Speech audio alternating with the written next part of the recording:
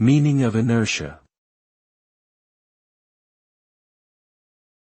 Inertia. Inertia. Inertia. Inertia.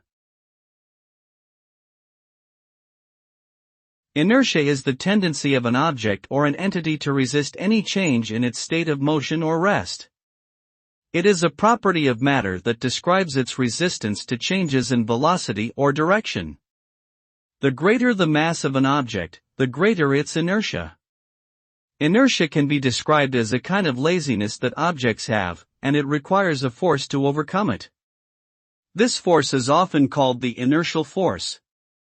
Inertia plays a critical role in various physical phenomena, such as the laws of motion, the conservation of energy, and the behavior of fluids and gases.